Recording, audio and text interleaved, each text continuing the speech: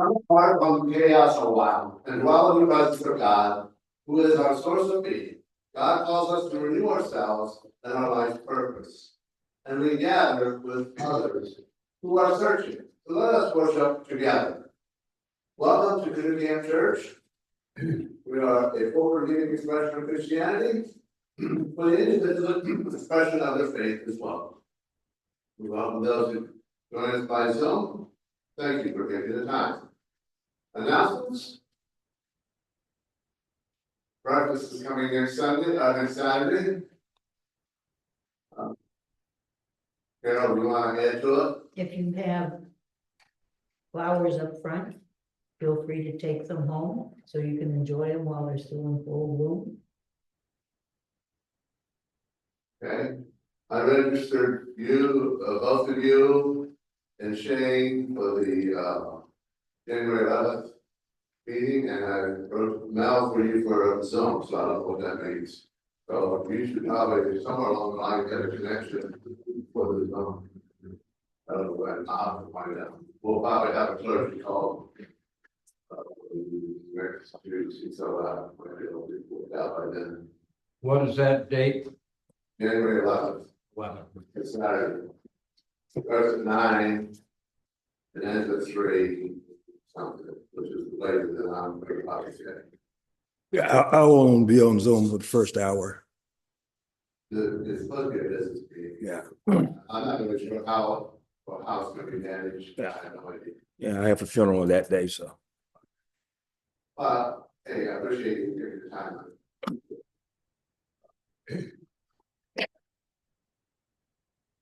Oh, Opera Jesus Christ. You with us. Opening hymn 134, continue out, we may do well.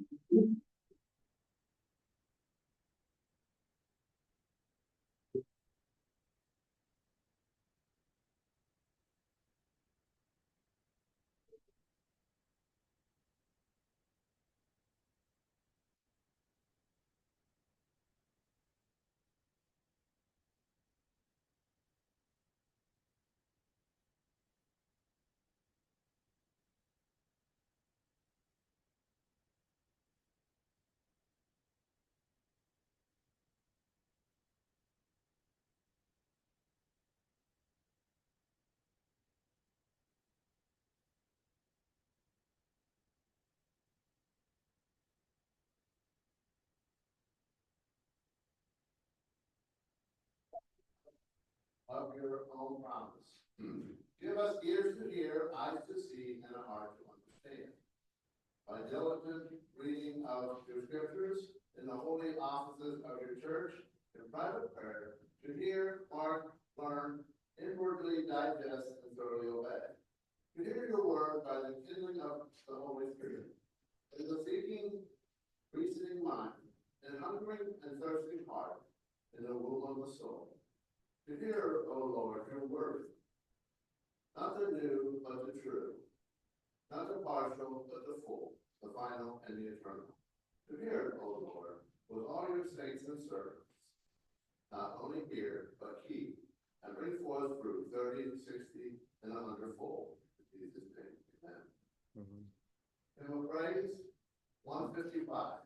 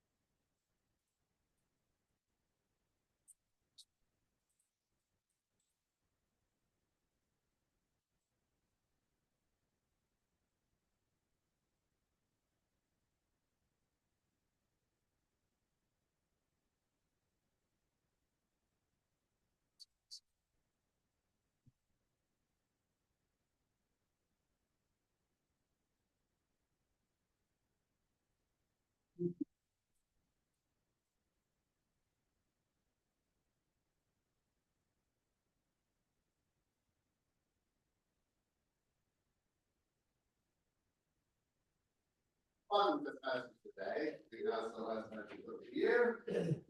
So I'm gonna read the scripture, and then I will get into a couple of ideas about the way.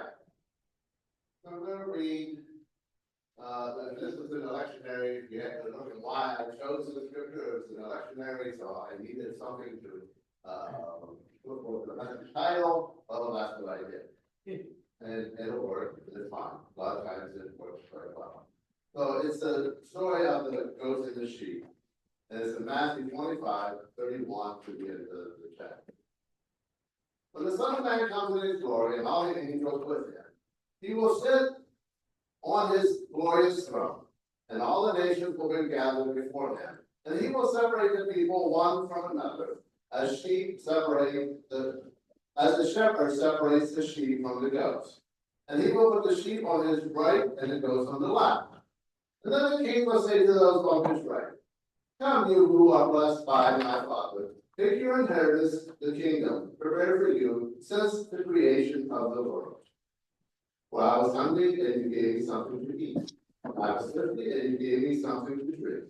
I was a stranger, and you invited me in. I needed clothes, and you clothed me. I was sick, and you looked after me. And I was in prison, and you came to visit me. Then the righteous will answer him, Lord, when did we see you hungry and feed you, and thirsty and give you something to drink? When did we see you a stranger and invite you in, needing clothes or clothe you? When did we see you sick and in prison and go and visit you? The king will reply, truly I tell you, whatever you did for one of the least of these brothers and sisters of mine, you have did it for me. Then he will say to those on his left, depart from me, you who are cursed, into the eternal fire, prepared for the devil and his angels. I was hungry, and you gave me nothing to eat. I was thirsty, and you gave me nothing to drink. I was a stranger, and you did not invite me in. And you did clothes, and you did not clothe me. I was sick and in prison, and you did not look after me. They also will answer, Lord, when did we see you hungry and thirsty and a stranger, needing clothes, sick and in prison, and did not help you? He will reply, truly I tell you, whatever you did not do for the least of these, you did not do for me. Then they will go away to eternal punishment, but the righteous to eternal life. Anybody want to reflect on the reading? Eternal punishment. Or be kind always. Uh, Or be kind always. of behind always, yeah. Yeah. Everybody, no matter who they are. What do you like about eternal punishment there? What about it? What do you like What I like about it? about eternal punishment, seeing how you said Because I believe in justice. I wasn't thinking you say that again. Anybody want to reflect on the year? Anything that sticks out you want to share? On the what? On the year, this past year, as a. Oh. Thank God it's over. that. These were the best of times and these were the worst of times. Remember that, Yeah. So you're saying there was one thing that was bad. what a year does, everybody have their ups and downs. So anything sticks out to you? They have work downs and ups. What's that Stewart though? That's not Stewart, it's Rick West. So you're saying you're getting more downs than ups? Oh, Carol I said. forgot to turn on the. Oh. Huh? Yeah. I feel You feel lucky? She No, feels I like just it know was, that that's how the year went. We seem to be worried about things, getting news of Getting natural disasters and human-made disasters, political upheaval, suggested law. I think I tend to agree with you, I see things maybe, nature for one thing, I think is definitely in our lives. But I don't care what you want to call it, natural, climate change, whatever, you can't argue that the storms are not getting worse and worse. and political, like she said, too. Yeah. Like the wars that were happening, Ukraine and, you know, over there in Israel, Gaza. It's, I feel the last year, politics consumed a lot of money. You're right, I think it did consume a lot, and I think people ended the year, like, I'm glad it's over. Yeah. Because when the election was over, no matter which side of the aisle you were, everybody's, there was fatigue. Thank you. Yeah, there was fatigue. Yeah. But I don't know if this is good or bad. But since most of the world seems to be in the same kind of upheaval. We aren't alone. We're not. There are a lot of other nationalities and cultures that are just as up in the air, trying to figure out how to get back. So South Korea was one that just happening recently. You know, it was a democracy that I thought was very stable, all of a sudden it's like blowing apart. Well, you've got issues in France, you've got issues in Canada, places that generally we don't think of as doing anything that's going to be troublesome, that's going to be allies. You've got a new leader in Mexico that is less than thrilled with Trump's ideas about the border. Right. Now we've got, and who knows with Russia and Ukraine. I mean, Russia is fighting now because they have North Korean troops. But they're losing a lot of their North Korean troops. Right. Yeah. But, So- you know, what's gonna be the result is that our Putin and North Korea will agree, and they're gonna stuff more people in to be killed? Or are they finally gonna get the idea, maybe we ought to sit down and do some serious negotiating? I mean, it's hard to know which way they're gonna go. It is hard to know. I think, and I think we're gonna go into the new year with a lot of issues like that on the table. And the people we have going in that will do the negotiating or do the planning are rather major question marks. Middle East. Yeah. A big one. Another big, As far as I'm concerned. And what I said to Tommy last night, you know, over the holiday season, we didn't hear a whole lot of what was going on. And I heard yesterday or the day before, that they went into, the Gaza Strip and bombed the one hospital that was working took the people out and closed it and blew it up. So, which, so there's many issues that I think that weren't ending, will continue on into next year, whether they get better or worse, kind of. A lot of that problem too is that Hamas uses innocent people as shields. Yes, I understand the complexity of the problem. But I think there's also, this is my opinion, I think there's an effort by Netanyahu to eliminate as much as Palestinians as he can. I think there's that effort going into his policy. I've heard that, but I can't quite see a person in today's world thinking they can do that.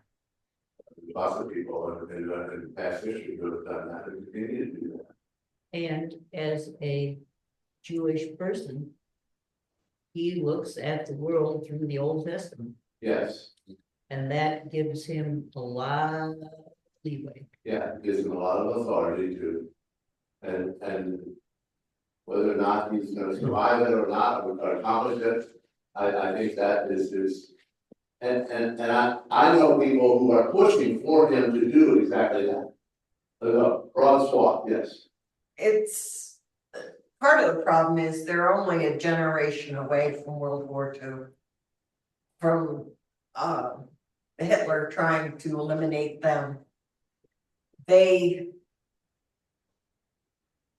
are trying to be in a world that doesn't have that.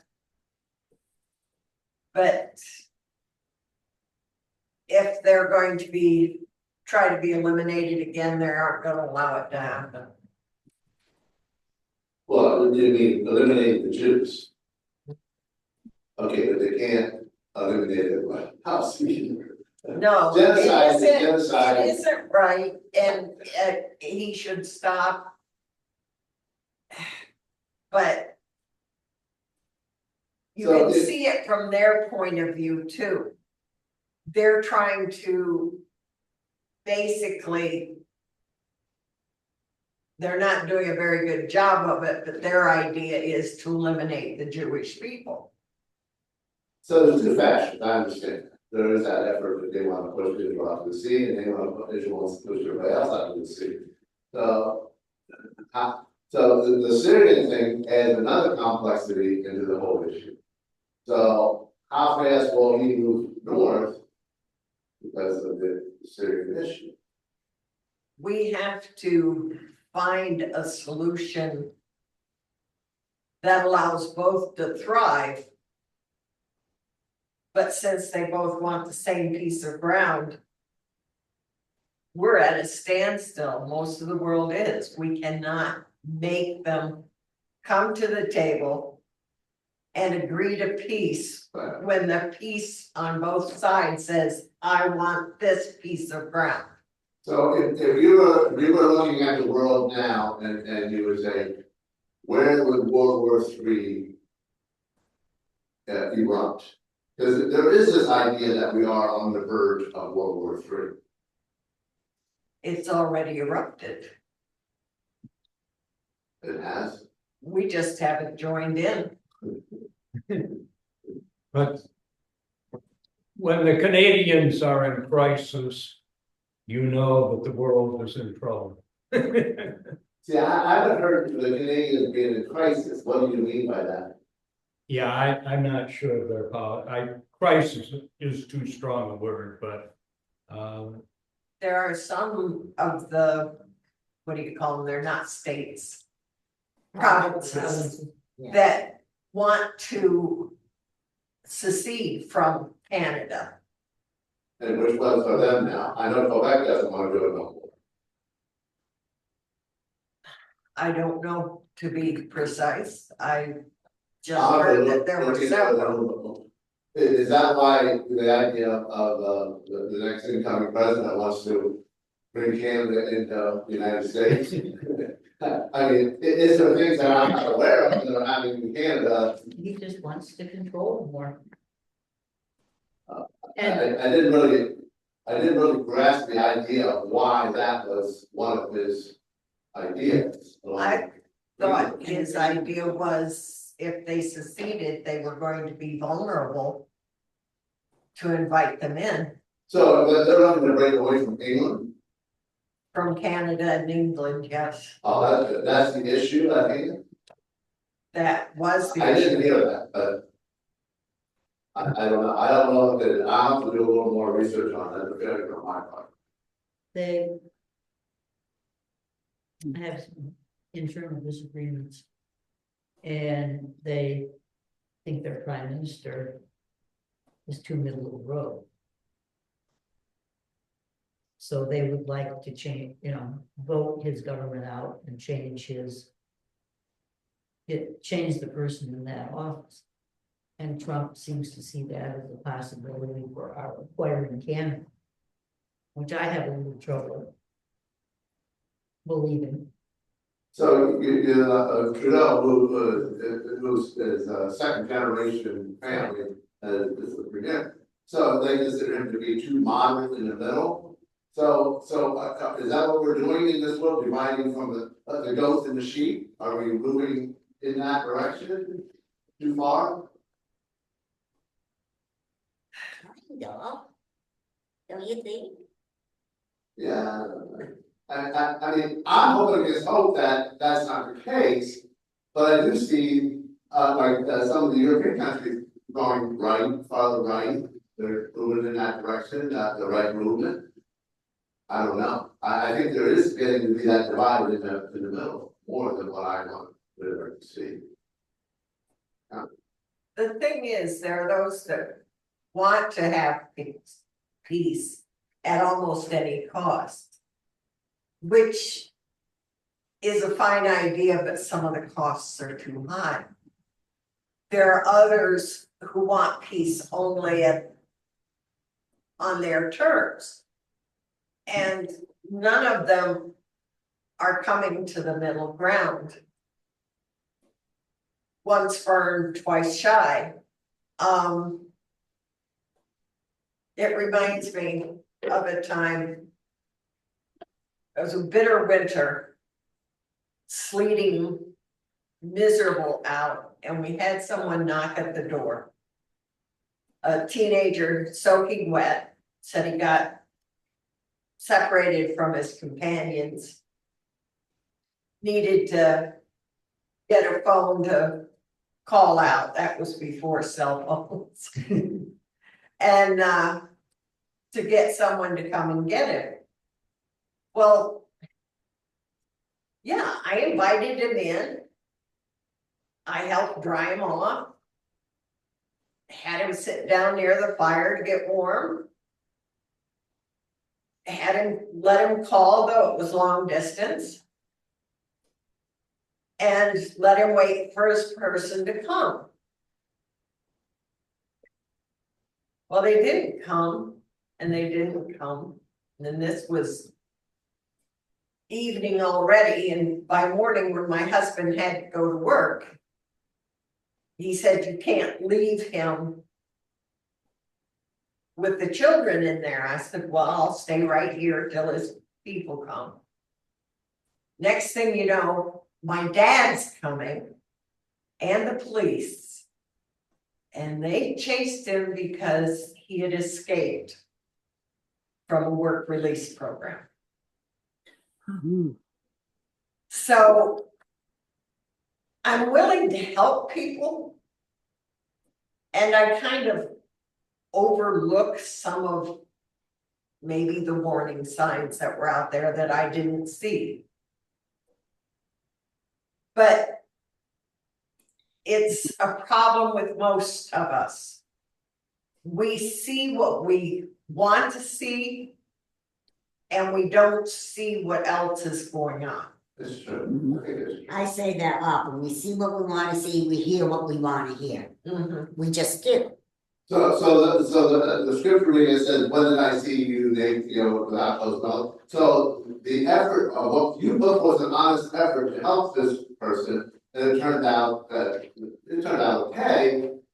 But what else would you have done with this person who's soaking wet outside your doorstep? Call the police right away? No.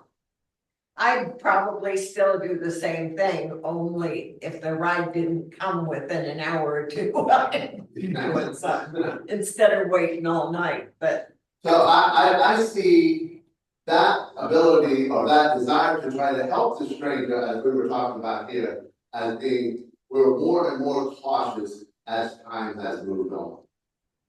I know I am. Yeah, I am, I'm more and more cautious.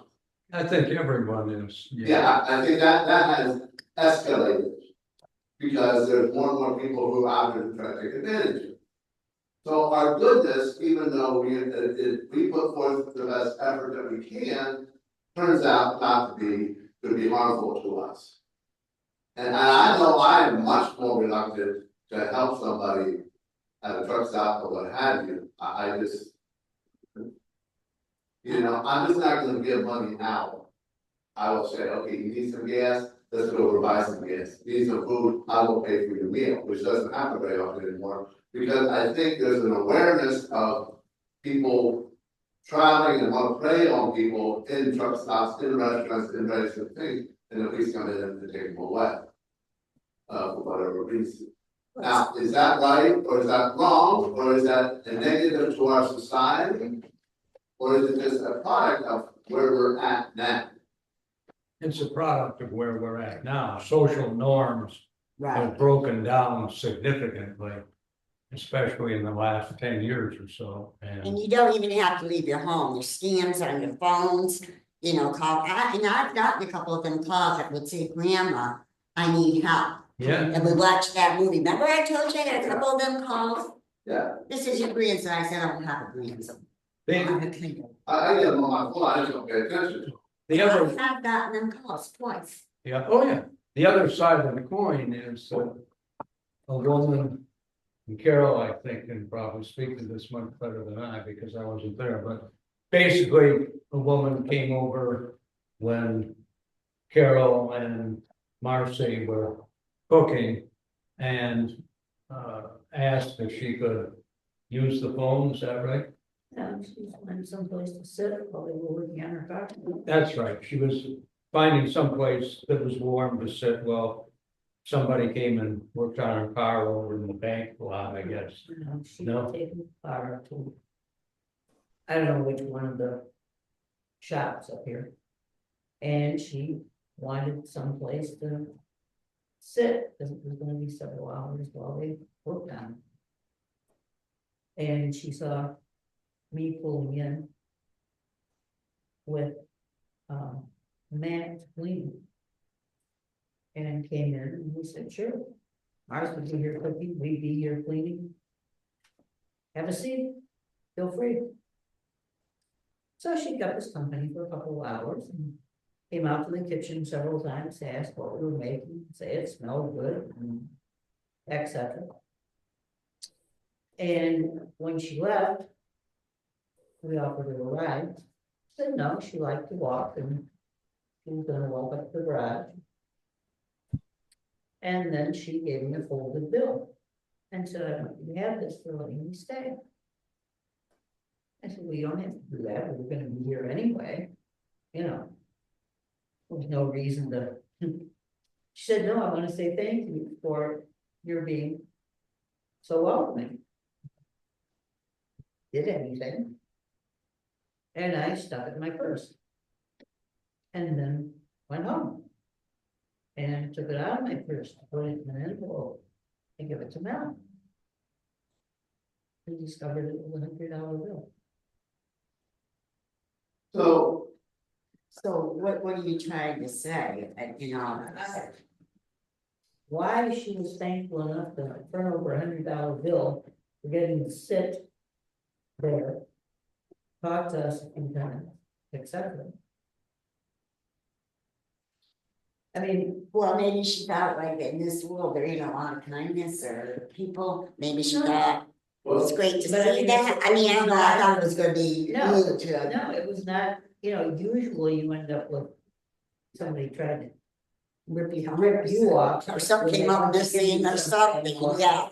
so Okay, it's positive stories like that that make you wanna still go out and try And to get out. it reminds you that you need to be positive.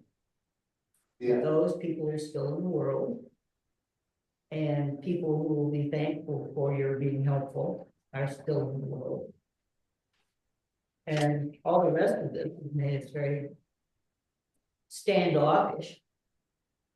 You know, for offering that. But. I mean, this wasn't even a big challenge.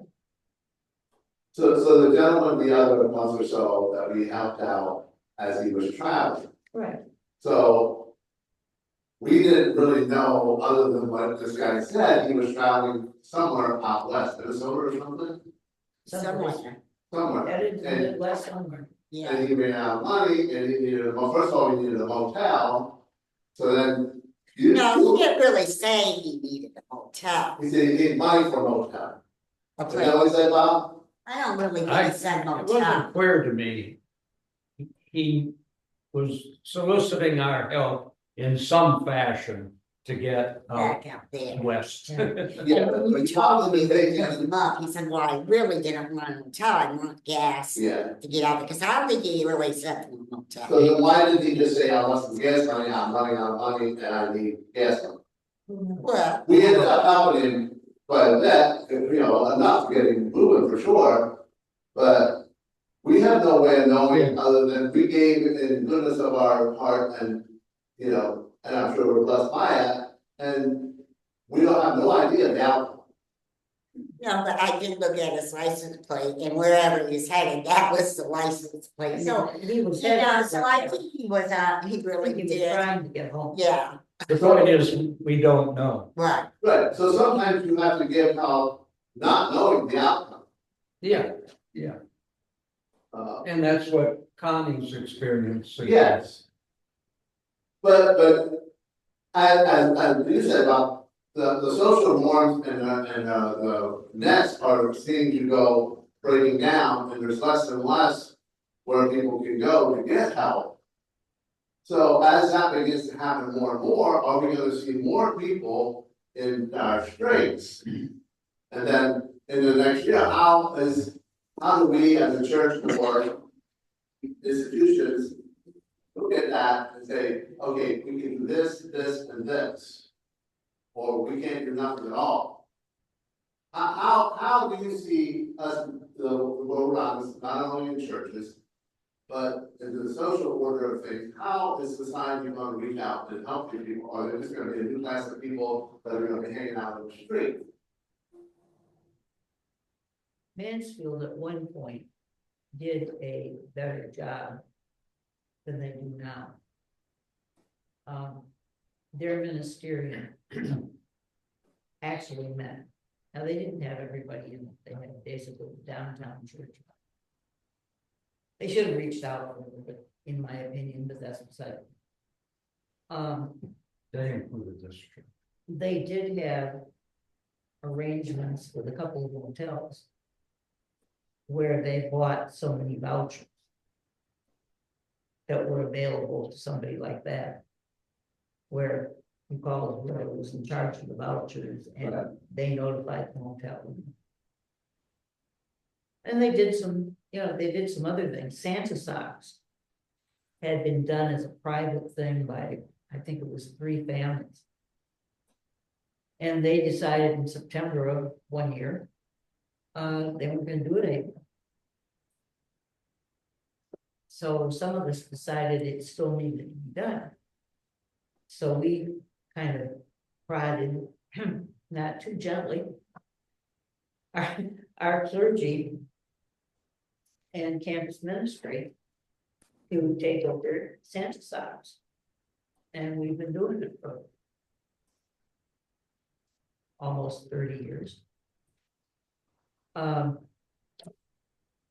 But we backed off a lot of things because people feel like they're being taken for granted. And I think they are, that's why it's best, And I to, like think- you say, go buy them the meal, go to the gas pump and put the gas in there. Then just hand them money, and if you're gonna hand them money, then you better give it without no attachment, how they do spend it at all. I think the voucher thing. So the Santa socks, you're saying people are taking advantage of this Santa socks? Some probably, There are there are always a a few few, that take them and, yeah. you know, give them to their kids and then they sign up at 2 other programs in other areas of the county. You've always got a certain amount of. Yeah. But Yeah, but that's that's, a they really, they that's might a really little need it, yeah. tiny 1 to 2% that you just Right. figure is the going rate. So Most of them are very thankful, Yeah, and when you teach and the kids know you're connected with the program plus what they got. They'll come running back when they get back from vacation and tell you what was in their Santa sock and all this other stuff. yeah, so there's an overwhelming joy to cover over the small amount that may be Right. taken advantage of. I mean, that's there and you have to accept that human nature being human nature, But you're gonna have some of that. and So- you gotta say to yourself, we help more than Right. what we're being taken advantage of, so you can't punish the ones that you really help more Right. than what you're you being, can't do that. Right. right, So in effect, what I'm doing when I travel around, I'm pretty much saying, no money. Only a certain thing, I will react in a certain way. That's it. That's my parameters that I will operate with. but I kind of say, well, if I'm gonna give this money, which I have to a person. I do it with whatever, you go get what you need then, otherwise I won't give it, but if I don't care what they do with it and hope for the best, if what they're telling me is true. Then Well, I'm not gonna, the example that she's referring to, we go out to dinner with some friends every so often. And we came out after the restaurant, we we're standing on the street talking, and this homeless person, I guess, I don't know, asked us I think he was, he was kind of special. for some money. Because he needs some food, right? Right. And this one person said, well, he didn't look like he was suffering. No, I gave him some money, because I don't care, But his response was, well, he doesn't look like he's suffering because, you know. he was overweight, he doesn't look like he's hungry, and I'm thinking in my mind, well, you know, This that person- person get hungry too. Instead of You eyes. know, but I gave him that money, good faith, and I was about to go to a restaurant where they here, take this, go get yourself something to eat. What he did after that, I just let it go from my mind. I did the best I could. He didn't look like he was a street person that was an alcoholic, he just looked like he maybe a little. I think he needed, Yeah. he was a little, you know, special kind of. But their response, these Christian people who are. Right. That he's not starving because he's overweight. You know, he was get hungry. Just as a note, a lot of people who are hard up do end up being fat because all they can buy is junk. Right, Yeah. exactly, That is not good for them exactly. because they can't afford fresh fruits. But I didn't say that too, And if they can't afford it, they have no place to keep it, right, Yeah, you know, so you can buy 1 orange. That's great, but. You know, that doesn't go very far. right. A bag of junk.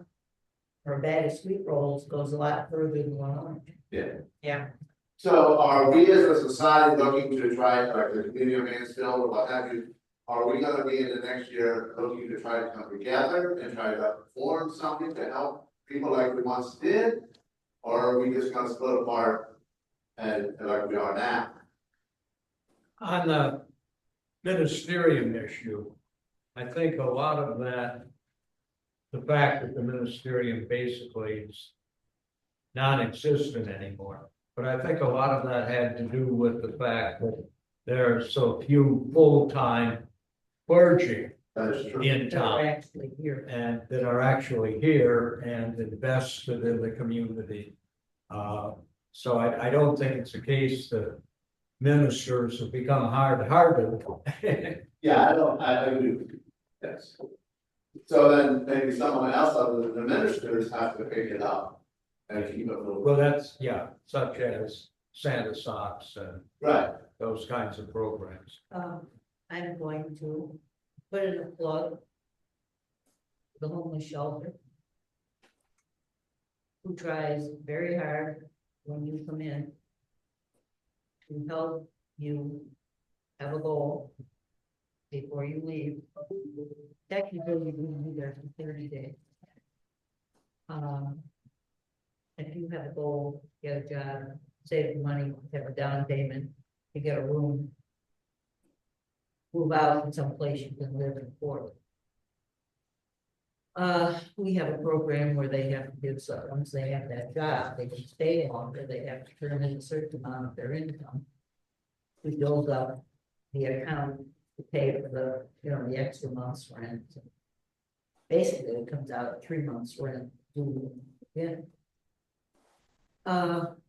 We try to teach them how to manage their money, when they get back from putting so much away. They have a program where we try to teach them about reasonable nutrition. You know, not spending all your money. The junk food is there, that you can just pick up the bags. And they are allowed to stay till they can get themselves set, you know, as long as they're working on that and can get themselves done. And we have, some follow-up people go in and see how they're doing and give them directions for being successful. So we take them in as needed. We have people that have issues that come and go, that have been very successful, have worked for us, are very talented. But we'll, you know, get PO'd about something and go out. It doesn't all happen. There's a lot of repeat happenings. But you have to look at how far they got before they take 2 steps back. You know, so you know that next time they'll go a little farther forward, probably down the road, there's gonna be another step back. So 2 steps forward, 1 step back, and eventually they keep moving in a more positive Yeah, direction. and hope that eventually they are able to stay out on their own. The largest single group that moves through the shelter are those with emotional and mental difficulties. I can see where that would be true. There are some veterans who pass through, and again, very often they have mental disabilities of one kind or another. So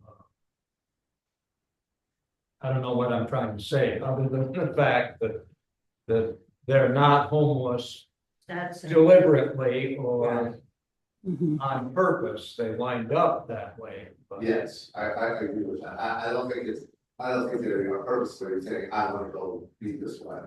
we have to be aware that it is a very complicated issue.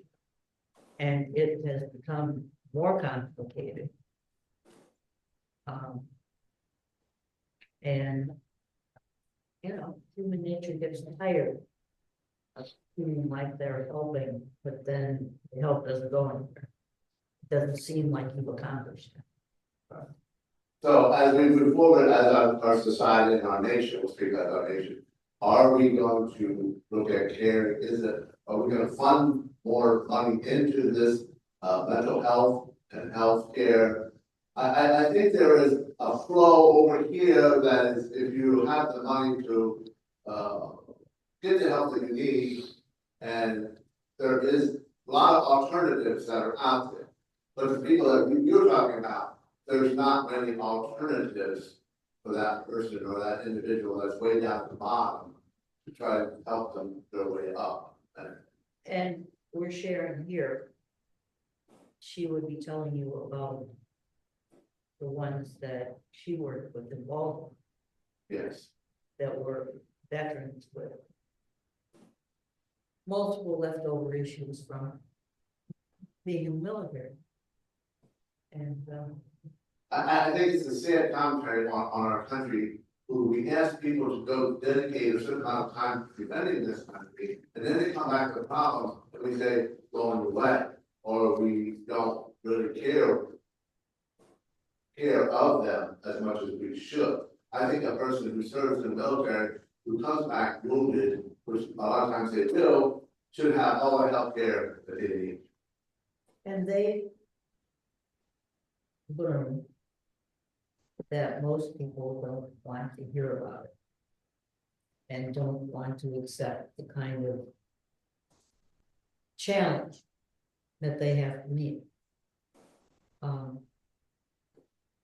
one of the kids I taught, who was the son of two teachers, committed suicide in his mid-30s.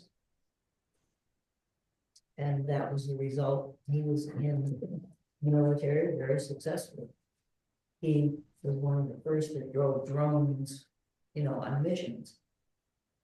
So I mean, he wasn't even there literally to see what he'd done. But he had enough experiences and nobody had any idea that it was eating him up. Yeah. He kept it hidden. He was a normal father, a normal husband, successful, and then one day, well, there. And that's great, but I also think there's people that have grown up with a lot of hardship, whether they're veteran or not. And that's why I'm thankful for a lot of these social programs. I have no problem with them, like some people do. Well, just go get a job. They do not know the hardships and how that has affected their psyche to, really make it in life. So we have difficulty understanding people's personal internal feelings. We tend to only see the outside of somebody's problem, but voicing that experience and getting someone to say, yes, I understand where you're at and appreciate that internal experience that is happening within us as individuals, we tend not to want to hear, or we tend to generalize them, I think, in too many different ways. Or that they should be more like us, being productive. And whether we really can, like you say, understand it, I don't think a lot of us can if we haven't gone through that. But we should have the compassion and empathy to hear their story out, to see where they're coming. Yeah, it's where they are at, whether we can see it or not, Right. is what they're experiencing. Part of the same problem, but a smaller part, but it magnifies into other areas. I think Sharon would agree with me. You have chronic pain, but you mask it. Yeah. You don't let the world see that it's hurting, that you can't do everything you'd like to do, but you try to do everything you can. But you're constantly in pain.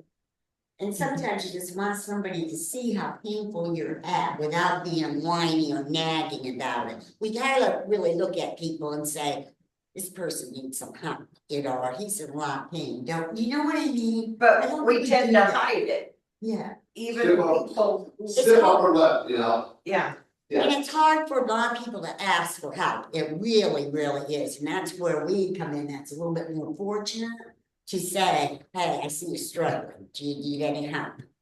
Well, our society tends to be the stiff upper lip. Yeah. You're White people from Europe are have a stiff upper You're lip. the And I stiff think upper lip. it's only, and take on whatever problem is there, and you're a wimp Yeah. when yes, you don't. especially males, you're a wimp if you Yeah. can't handle. Yeah, and I think that needs to be upheld. I think being able to listen to someone's personal internal experience, whether or not it is yours or anybody else's, is a problem. Now, if I can, something that has really bugged me here in the since I gave my speech out here, well, I shared it a little while ago with my family. They said it was an exaggeration. But I gave it from my experience as I saw it, and they failed to realize that my experience internally was different than what they would have seen as a physical reality. And that I'm gonna point out to them, and there, only one actually said, okay, I can relate to that, that was the youngest one. The rest of them all said it was an exaggeration. So, But see, Sure, that's yeah. a problem. We cannot tell people how they experience something. right, that's my point. So if we can't, if we wanna say to someone, we have to verify that personal experience, how that person feels, and say, yes, I understand. I can see what you're talking about, or give it credence, so that person can journey out of that and say, okay. But if we're just gonna put it down and say, I think it's just imagining thing, get with it, get on with your life. And that's what we have tended to do for the last how long? It's already helped you twice, what do you mean you're back the third time? Yeah, How what do much we need? did you accomplish after the first time, after the second time? Um. We have to help you get back to the positive place you were, so you can keep going. As many times as it takes sometimes. Yeah. I know, it's a struggle on both sides sometimes, but Well, the stats currently, if you are an abused wife. An abused partner. It usually takes 7 attempts yes. to leave. Before you leave and are gone. Now, just something you wanted to add? I just, two things. From my perspective, we've gone from being communities to being individuals. There was a time when we were, as communities, we could see the people in the community. We could see what was going on in their lives, where they were going, and be able to talk with them, see what we can do to help them, and so forth. We've gotten away from that. We're pretty much within our own selves, and we're not a community like we were. My second point, and it's more directed with the veterans issue, we're sort of standardized, and when we see a veteran, our standard response is "Thank you for your service." Whereas, and again, back to the community, I think a much better response is, tell me about your service. Definitely have to take time, listen. There you go. And they We don't have want to to do feel that, accepted. everybody's too busy. Right. They have to feel that it's going to be accepted and willing to share. Yes, a safe space where they can do that. Right. We haven't had a good friend who was in World War II. And he got hooked on video cameras when they came out. And he videoed anything, everything, and what have you. He also interviewed people. He got the bright idea that many of his friends would never talk about their World War II experiences. And he knew they had some good stories. So eventually, because he interviewed himself and taped himself, he got them talked into believing it, and that's how the local historical society has firsthand accounts of what these guys went through. And the stuff they went through was phenomenal, but they weren't willing to tell anybody. They didn't feel safe and comfortable to be accepted if they told their stories. And thanks to him, we have a lot of good history in the county, but thanks to him, they had someplace they could talk, and their family had someplace they could find out what their family members had actually been through. And just talking it out sometimes, it's real healing for them. Even though a lot of them don't want to talk about it, because I think it makes them go right back to that place. And you gotta appreciate both sides of how Right. they feel. And it does, but if you have somebody that's there that can be sympathetic, Right. because I was there, but I was in thus and so bad, or whatever, and that kind of thing happened to us, and that helps them give out what they're feeling. Mel's point about community. That's true, It is true. but there's a hang up with that too. We were new to the area when I got my full-time teaching job. And as we did things, I discovered things I shouldn't ask. That's not quite true. I discovered there were ways I shouldn't ask certain things. Because this community had one answer, and felt embarrassed to say it. Because they hadn't gotten anything for Christmas but a pair of socks. Which for them were fantastic, because you could see the holes in the ones they've been wearing before Christmas. But there were 3 other kids in that group who were in another surrounding community, and parents were at another level, and they had gotten blah, blah, blah, blah, blah, blah, blah, blah. So when you were in a place like Glasgow that pulled in from Morris Run, pulled in from Arnold, pulled in from Glassburg itself, pulled in from up the Cottington, you had all these different groups, and they weren't particularly united in how they saw things, How do what? how they saw things, or the Yes. experiences they had. So you learned to shape your question of what was your best gift, or what did you like, you know, who did you like giving a gift to the most? Yeah. That's why I've always said, don't make the grandest gift from Santa Claus, because other little kids will say, I'm Santa Claus. Didn't bring you that, I don't like that.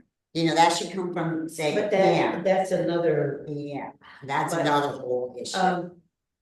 those are all things you suddenly become aware of when you move in and you aren't really part of any of the groups. And you suddenly become aware of a lot of things about how the various groups interact with each other or don't. So even back then, common churches would, they would act around a certain church here, a certain church there, and getting them to come together, even today is a difficult thing. It's just not gonna happen. There was no way. Right. You could go down the. Okay, now I'll help you out. If you went down, you had the Catholic Church. You had the Lutheran Church, which I think is a German Lutheran, I believe. I'm missing one. Is there another one down there? In Mansfield? No,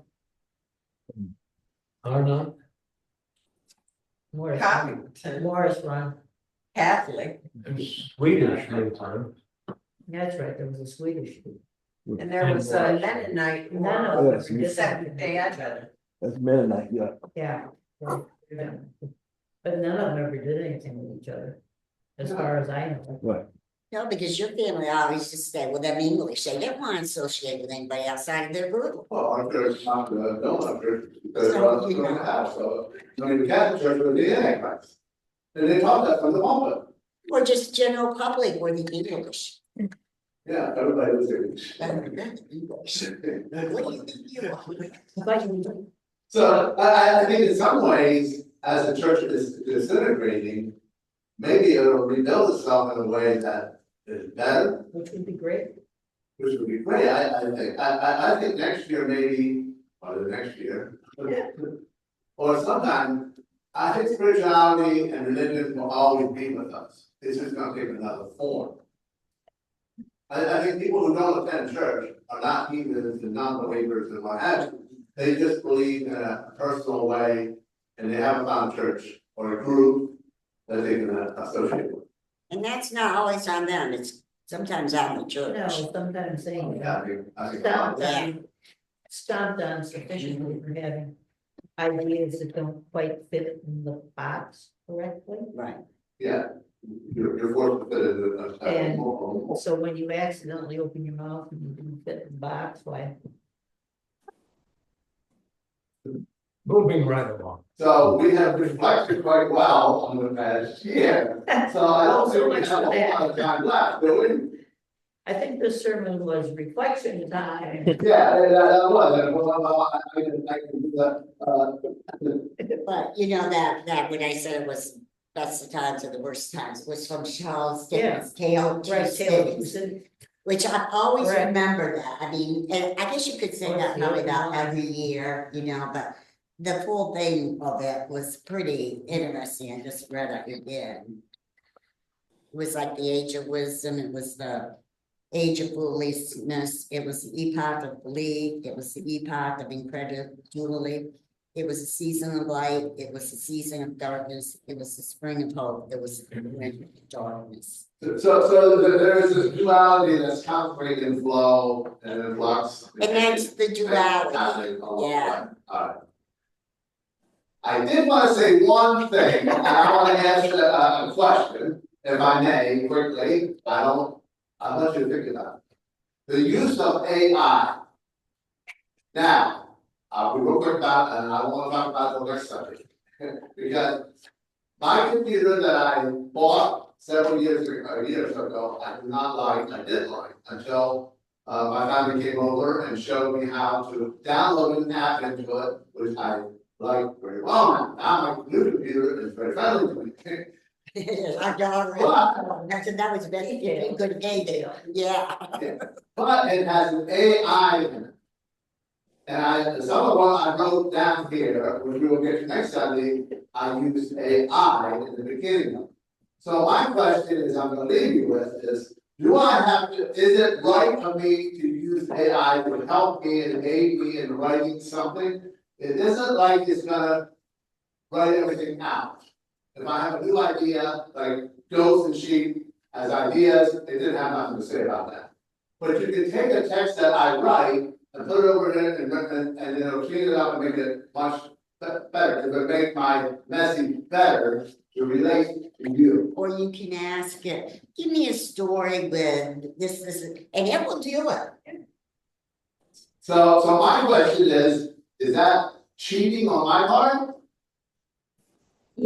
As long as you make it say what you want it to say. Right. I don't I know, still have to choose what I like it or don't like. and it could be an aid, it could give you something you never thought of before, They but to want use it. that as, this will be my servant, because I had AI make it for me. Yeah. Kind of quickly. As long as it's your ideas and not its. Wow. Well, the beginning opening that I'm gonna read next Sunday, which I wanted to read this Sunday, which I probably read the end of the year one and the new year one, but I have on this page. And I'll see what you think. That was generated strictly out of asking the question, what is the reflection of the past year? And it wrote 3 paragraphs. I like, and then you can take that and put it in different categories and make it different. We'll talk about that next time. So the other thing is, do I have to give credit to AI for writing something? And I'm gonna say amen. We're all there. It is out there. Amen. Okay.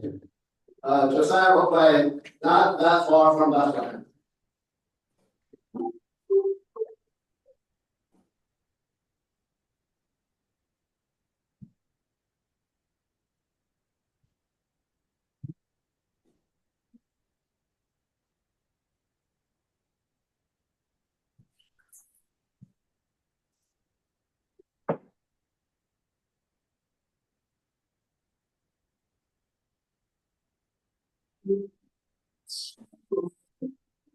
Simple man, but somewhere in time, his words cut silent night.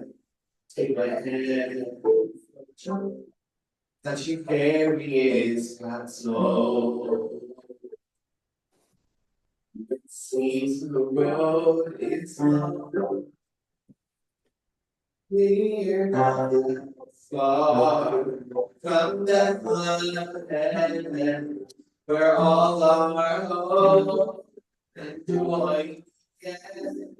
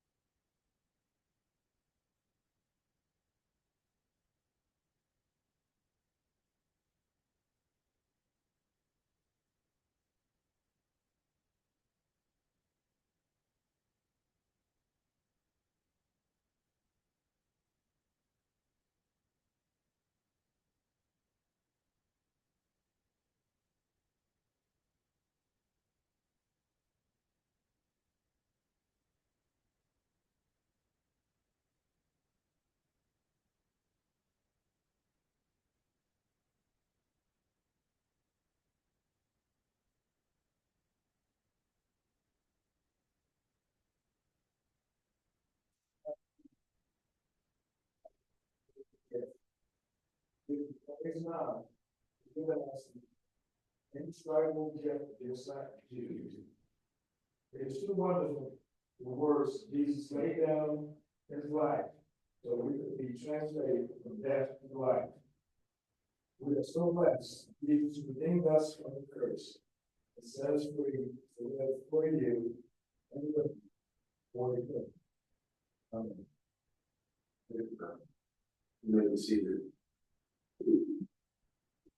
The hymn of creation, 406.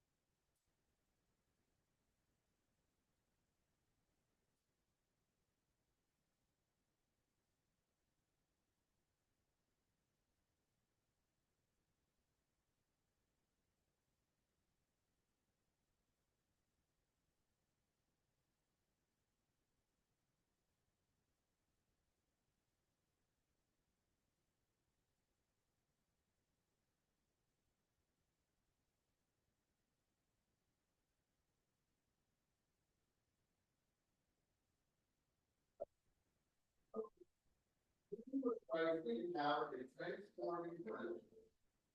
Let's enter into the joy of our Lord.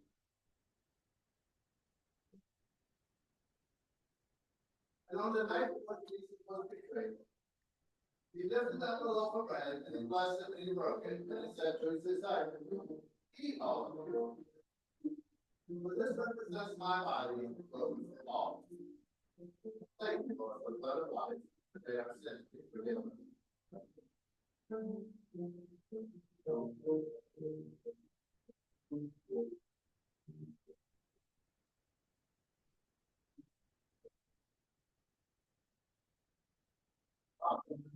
house, the Lord wine did enjoy it, and he blessed it. And he said to his disciples, take hold of it. So this is my life put out and given for all, and new life. Help us, O God, to live this new life.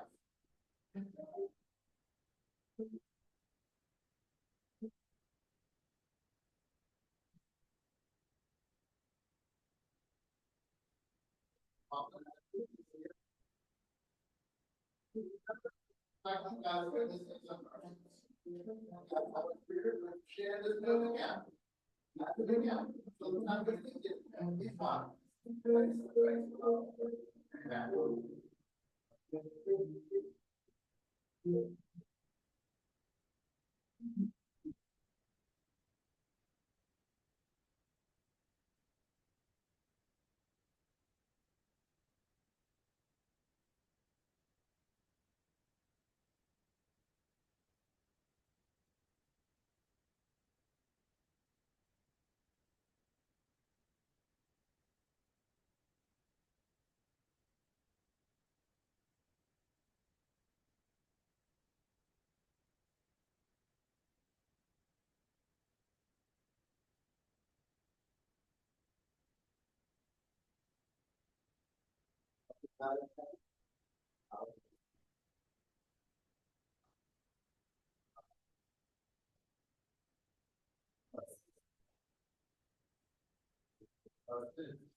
Years old. They was on the time of trial. And you know the first one?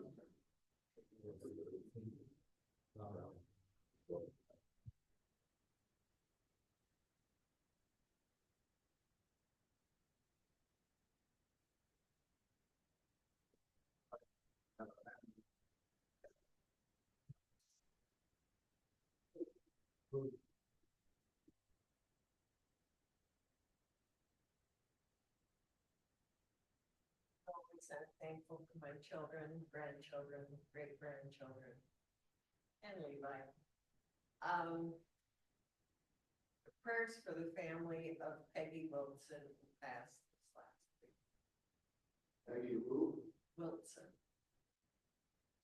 Her daughter was in school with my youngest daughter. So she passed. Yes. She was Marcy's best friend in high school. Oh. Poor Marcy.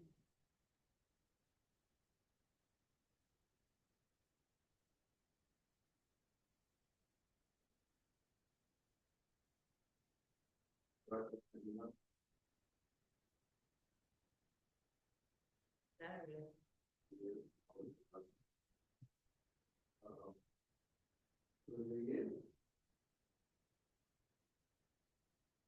Just a joy this holiday season with family and friends. It usually is.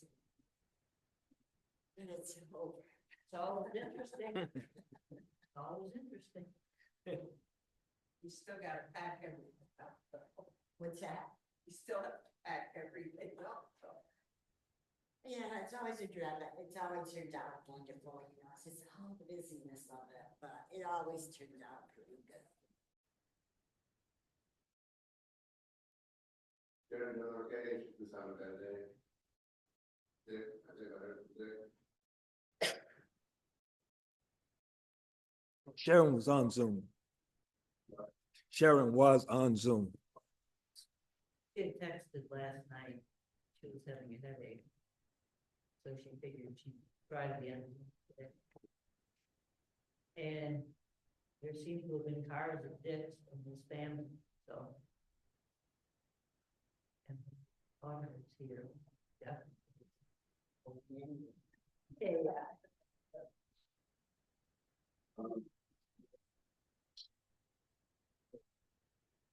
But, yeah,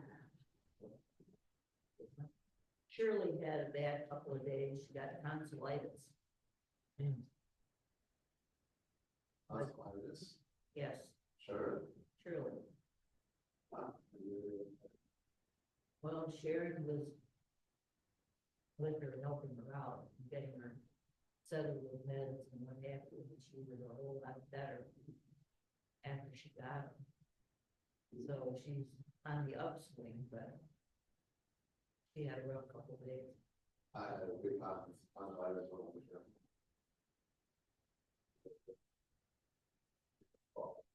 Right. I think the whole road was able to still. No, I don't put that, no, the dry climate. Came back to the conference. I still do once in a while. Never. Well, and that. She's not sure where she got it, because nobody, she's been with, had it, or has had it since. But she got it. It was rough. I didn't know Thomas Finance was, Gotcha.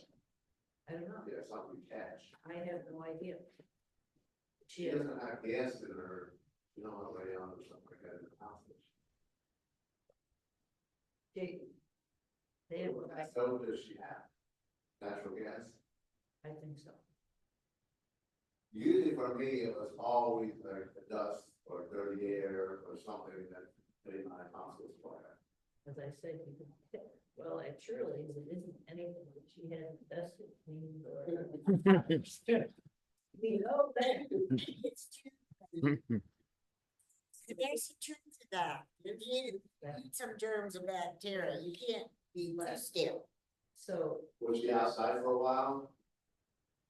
I don't know all the details, Sharon was filling this in Friday night. And she was much better. Oh, she Yeah, got it. it was much better Thursday. It was better again Friday. But, yeah, nobody seems to have a clue how she would have gotten it. But nevertheless, she did. And fortunately, getting back. Or maybe just being warm and cold and just being out in her age and all that. I know. Kind of wore down and showed up in her throat. I mean, nobody seemed to have a good explanation. I don't think it's contagious, that's what it was. No, I don't think it is either, but nobody could figure out anything she, done. Or she should have picked up the germs. Send her out to the grocery store and get her own stuff and things like that. That's the way, so. I mean, she still does that, I don't know, just, we say, it could be anywhere, just like. Oh, yeah, I mean, you just don't know. Yeah. That's not a my schedule. As this year draws to its end, we give thanks for the gifts it has brought, and how they became innate within, where neither time nor tide can touch them.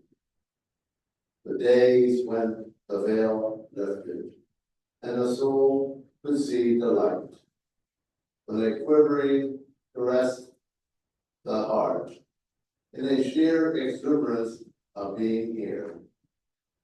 Surprise that came awake in forgotten corners of old fields, where expectations seem to have quenched the slow brewing times, when all was awkward and the way in the mind pierced every sore with salt. The darkened days that stopped the confidence of the dawn. Days when beloved faces shone brighter with light from beyond themselves.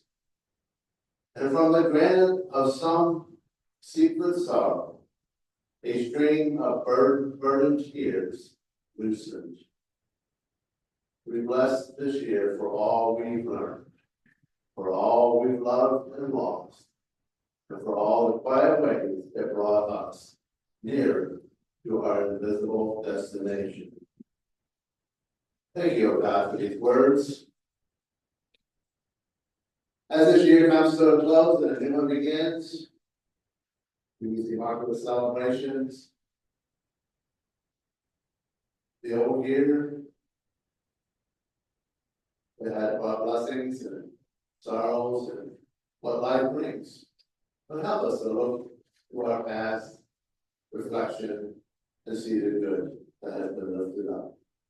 It might not always be easy. Help us to look forward into the new year with a positive. Lord, we ask you to be with the Peggy Wilson family, who Peggy is now with you. Bless the family, grant them a peaceful heart. I was always thankful for the family, Levi. We are thankful that you have brought her back to our presence in this church, now healing her in a positive way. Those not here, be with them. Dave, Sharon, Trevor, Dan, Rita. Others will just be with them wherever they are. The joy just to have the mind to be able to reflect. It's a blessing also. We ask you to be with this church. We're thankful that the doors are remaining open. Thank you. We ask you to be with our regional minister, bring that out as he moves into the new year with his family also. We ask you to be with this nation as January will be a change of our president. We are unsure of the future. Help us to still remain positive as we move forward. Help us to work together to create peace within the two factions of our nations, both left and the right. Help us to come together. May the world begin to work towards peace rather than division. There is a need for peace to be sprouted. It's sprouting everywhere it seems. We ask your blessing upon the practice this coming Saturday. It's always a joyful time of giving back to the community, people working together and sharing and having a joyful time. This is a joyful season, and we are blessed to be able to celebrate it in a nation that has freedom to do so. We can choose to celebrate the season, or we can choose not to, or any part of it. We are truly a blessed people. Help us to remember this as we move into the new year. We ask all of this in Jesus' name. Amen. The hymn of invitation, 143, Joy to the World. 143.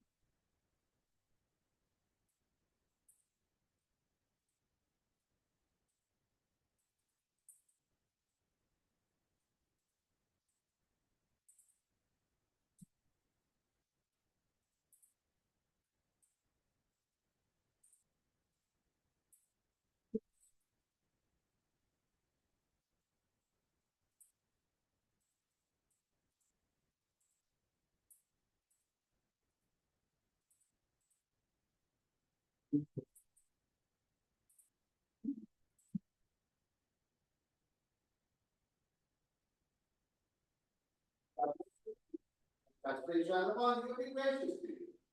May God look upon you with kindness. May He give us all peace. Amen.